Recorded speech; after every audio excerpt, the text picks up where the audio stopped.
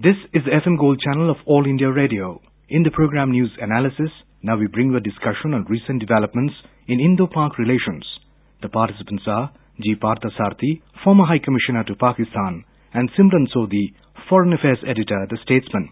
Mr. Parthasarathy, yesterday's statement by External Affairs Minister Salman Khurshid regarding his meeting with Sartaj Aziz and also his as a tough message to Pakistan, especially on Mr. Aziz's meeting with the Huriat leaders. My first question is, how do you view Mr. Khurshid's yesterday's statement actually, where he says that Mr. Aziz meeting the Huriat leaders is actually going to be counterproductive to the Indo-Pak dialogue? You see, the Pakistanis have made it a habit, I think ever since the Agra summit in 2001. Whether it is their president or their foreign minister or prime minister, when they come here, they invariably meet Huriat leaders.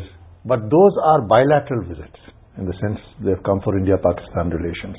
Sartaj Aziz was here for an international meeting.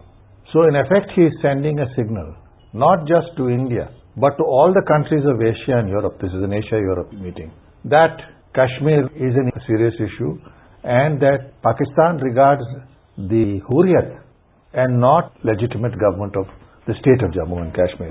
Now that is very serious, because if this was just on the course of a visit which Sartaj Aziz was paying to India's leaders, that's a different matter. But doing this at an international meeting is unusual, and I think it warranted the response that Mr. Khurshid gave. But how do you see the Indo-Pak dialogue then going forward in a bigger perspective? We have Mr. Sartaj Aziz visiting, he meets the Huriat leaders, then he meets Mr. Khurshid, he meets the NSA, Mr. Shiv Shankar Menon later, he meets the Prime Minister. So Mr. Aziz does meet the Indian leadership, and yet his message is not very clear. He's also met the Huriat leaders, he's also met the Indian leaders, and as far as we can see, Pakistan has not really gone ahead on delivering on the 26/11 attacks, or doing anything about the terrorism which they say is the non-state actors operating from their territory. Let us be very clear. Ever since Mr. Sharif came back to office, tensions on the LOC have escalated. You had a ceasefire which was in force since November 2003. Then Mr. Sharif goes to Washington and asks Mr. Obama to mediate on Jammu and Kashmir. He talks about the same subject in the United Nations. Therefore, Mr. Sharif has a very clear plan. He is going to internationalize the Kashmir issue, or going to try to internationalize it and bring it to the world's attention. How does he do that? He does that first by provoking tensions on the line of control, and then he internationalizes it politically and meets the Huriat leaders here. So this is a part of a well thought out plan by Mr. Sharif, and I am not surprised, because when I was in Pakistan, and I've known Mr. Sharif since 1982, he is obsessed with Kashmir, and this is something you should expect from him. Let us not forget that when he was last Prime Minister, the attack took place in Kargil, and I know he was in the picture. And before that, in his first term as Prime Minister, let us not forget that the first attack on Mumbai took place, the terrorist attack in 1993, bomb explosions, where 250 people died. So I, for one, view Mr. Sharif with a great deal of caution.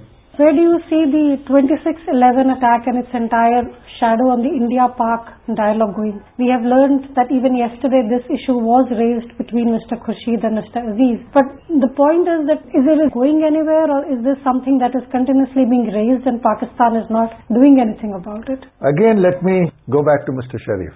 Let us understand the relationship of Hafiz Mohammad Shahid and the Sharif family clearly. Hafiz Mohammad Shahid has been a friend of the Sharif family from the days of Nawaz Sharif's father, Mian Mohammad Sharif.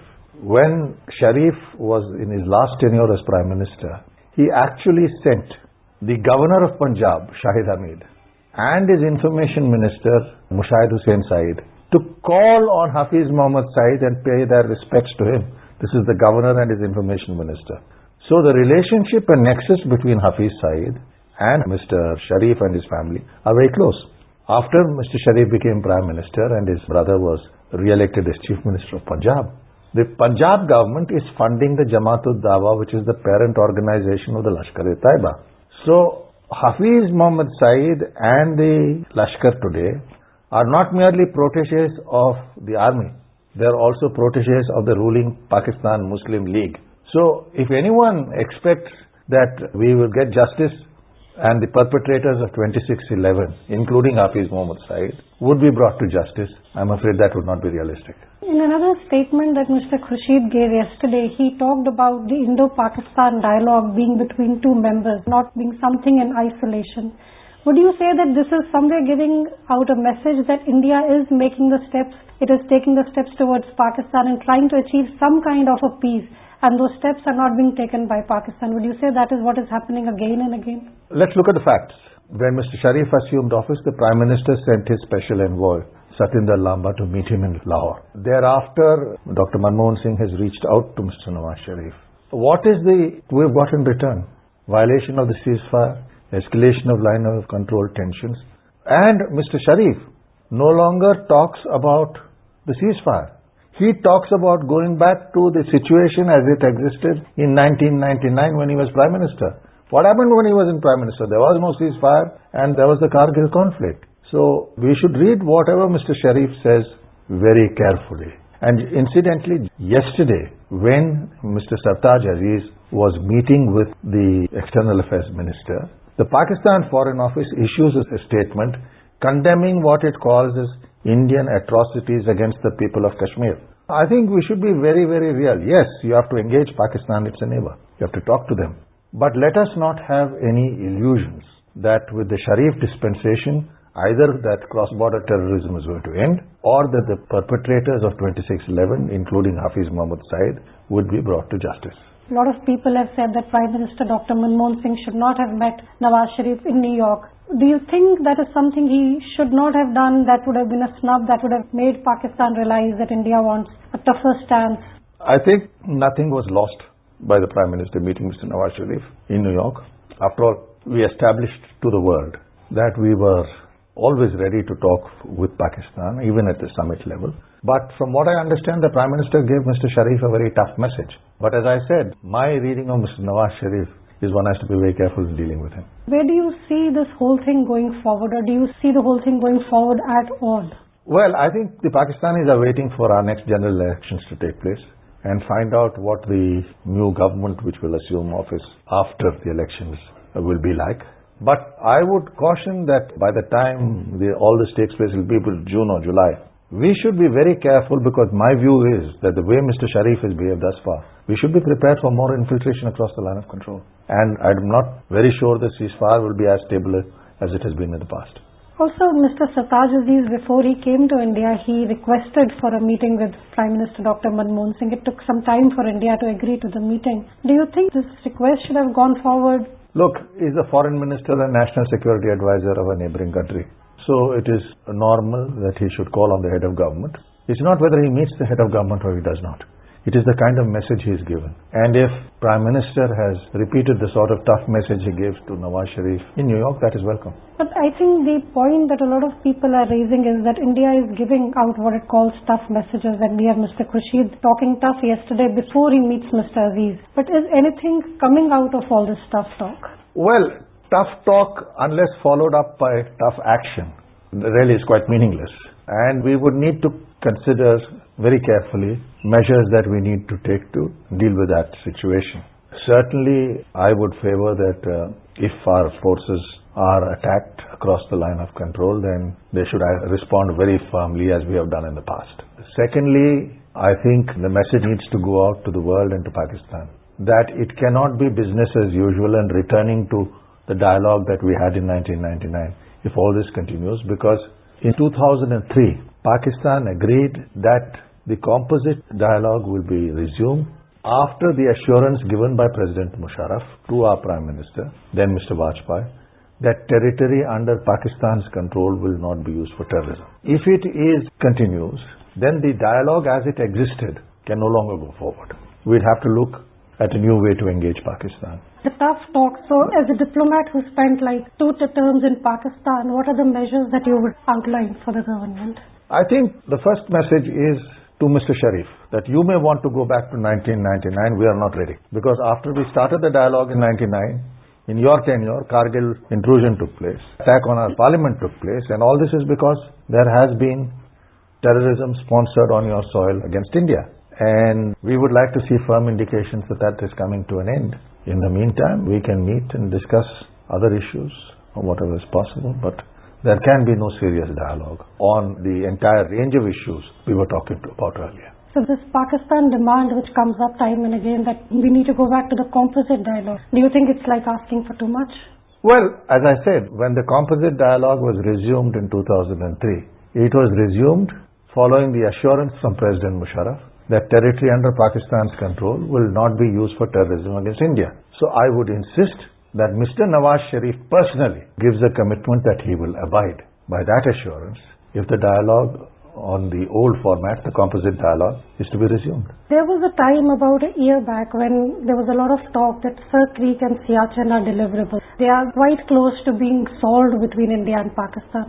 Do you think with the recent negative developments and what has happened across LOC, these issues have also taken a backseat? There is a very strong feeling that two things are required for settlement of Siachen. First is an agreement on maps as to where the actual ground positions are, which means where are they positioned and where are we positioned, so that there is no misunderstanding that they cross over into our side and say that they were there. Secondly, I cannot see a settlement to withdraw from Siachen can be agreed to in a hurry, for the simple reason that if the Pakistan should occupy the heights we vacate, the Indian Army will find it impossible to take them back without an escalated conflict. Are we prepared for that situation? I would think not. Second, with regard to Sir Creek, yes, as long as we can agree on internationally accepted principles that borders along rivers lie on the midstream of the river, yes, we can find a way. I'm not sure if Pakistan is prepared for that. Do you somewhere feel that the entire India-Pakistan narrative comes to a point which is called Kashmir? That is the point on which all the issues will... Look, in 1999 April, just after the Lahore summit, Musharraf, then army chief, was asked, would relations become normal with India if Kashmir is resolved? And his answer was, India is a hegemonic power and low-intensity conflict against India, which means terrorism, would continue even if Kashmir is resolved. If you go through Pakistan's maps, they still show Hyderabad and Junagadh as parts of Pakistan. So unless you create circumstances whereby people realize, in Pakistan, people who matter, that they are going to pay a very heavy price, domestically and internationally, for this sort of behavior, I do not think anything is going to improve in a hurry. I think we should be prepared for long, patient negotiations with Pakistan. In the meantime, we also have to bear in mind that right now Pakistan military, in fact its entire government machinery, is fighting battle on three fronts. One, internally against the Tehreek-e-Taliban in Pakistan and whatever is happening in Karachi and Balochistan. So that is occupying them. Second, that they are having serious tensions across the border with Afghanistan because the Taliban based in Pakistan are crossing and attacking the Afghans, our security forces, and that is going to increase after the Americans leave. I think we should take advantage of this fact that they have multiple sources of problems and devise strategies to make life uncomfortable for them if they continue terrorism against India. That's my view. Yes, continue a dialogue, but mere talking doesn't get you anywhere with a country like Pakistan. Would you agree with the view that post-2014 Pakistan is going to have more power to send terrorists across the border to interfere more? Well, I've just come back from Kabul. I was there a couple of weeks ago. The reading there is that when the Americans withdraw, a large number of Pakistanis from Pakistani jihadi organizations, Lashkar-e-Taiba, Jaish-e-Mohammed, Sipahi-e-Saiba, the Lashkar-e-Jhangvi, these people are now fighting with the Taliban against the Americans. Once the Americans go, they would well be tempted to turn their attentions to their so-called jihad in Jammu and Kashmir, and we have to be prepared for that. Do you think India is prepared for it?